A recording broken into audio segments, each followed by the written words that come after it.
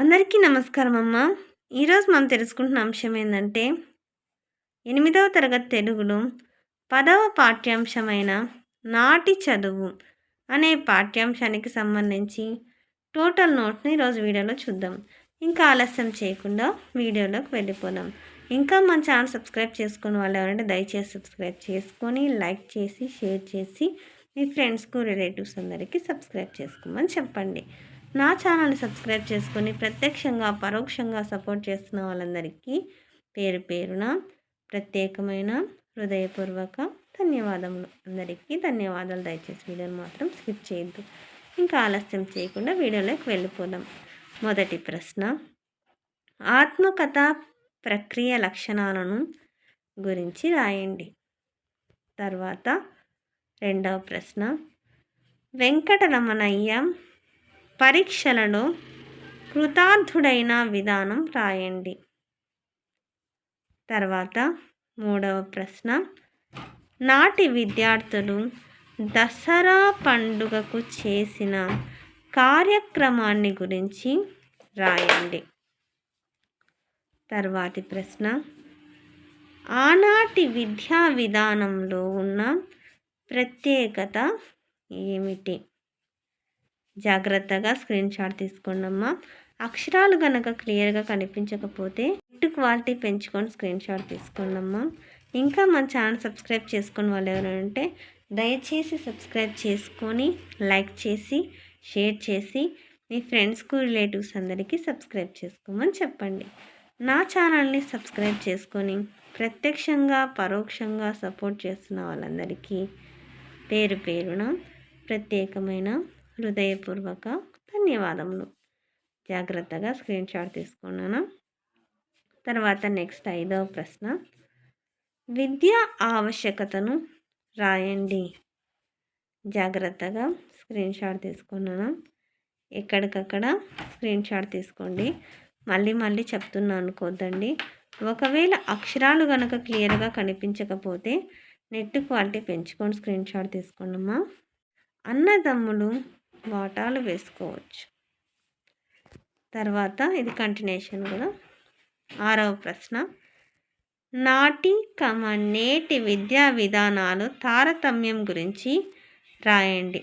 అంటే నాటి విద్యా విధానంకి ఇప్పటి విద్యా విధానానికి గల తేడా. జాగ్రత్తగా స్క్రీన్ షాట్ తీసుకోండి. మళ్ళీ చెప్తున్నాను అనుకోద్దండి. మా అక్షరాలు కనుక క్లియర్గా కనిపించకపోతే నెట్ క్వాలిటీ పెంచుకొని స్క్రీన్ షాట్ తీసుకోండి.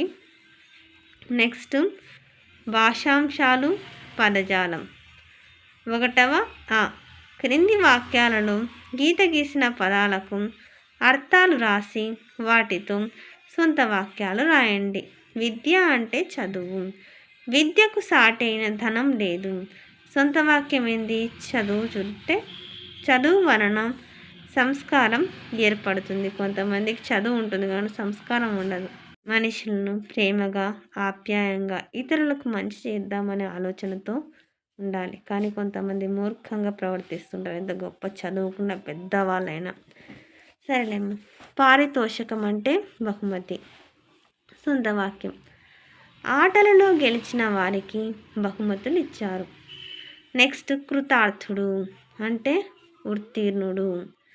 నేను 10వ తరగతి 10% 100% అంటే 10 పాయింట్స్ పాయింట్స్ అయితే 10 అంటాం కదా, అట్లా ఫుల్ మార్క్స్తో ఉత్తీర్ణుడవుతాను.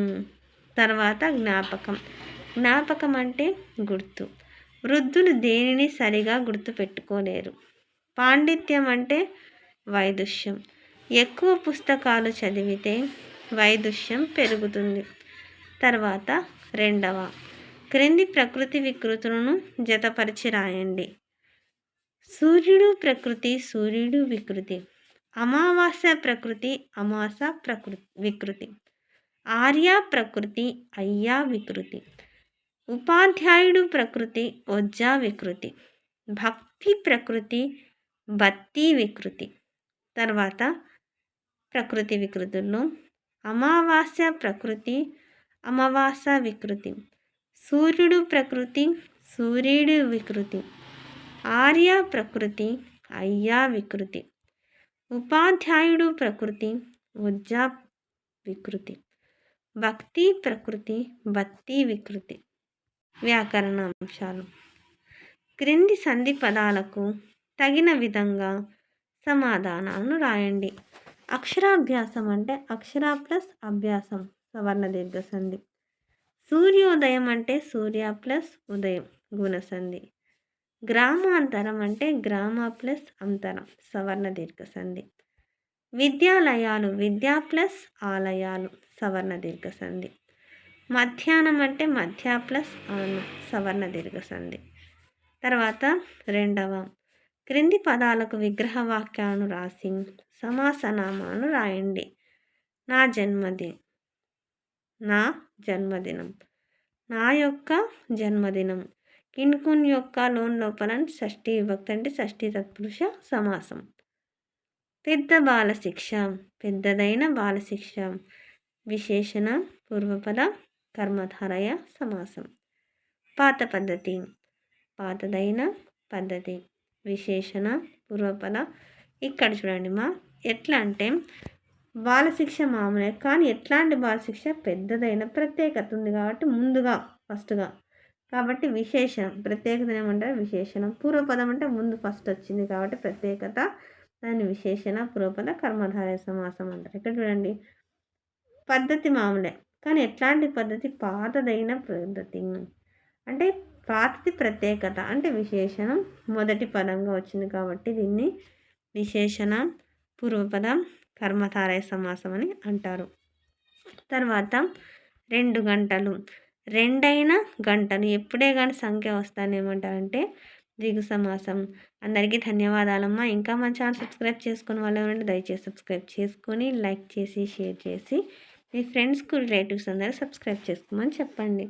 నా ఛానల్ని సబ్స్క్రైబ్ చేసుకుని ప్రత్యక్షంగా పరోక్షంగా సపోర్ట్ చేస్తున్న వాళ్ళందరికీ పేరు పేరున ప్రత్యేకమైన హృదయపూర్వక ధన్యవాదములు. అందరికీ ధన్యవాదాలు. దయచేసి వీడియోని మాత్రం స్కిప్ చేయండి. ధన్యవాదాలు.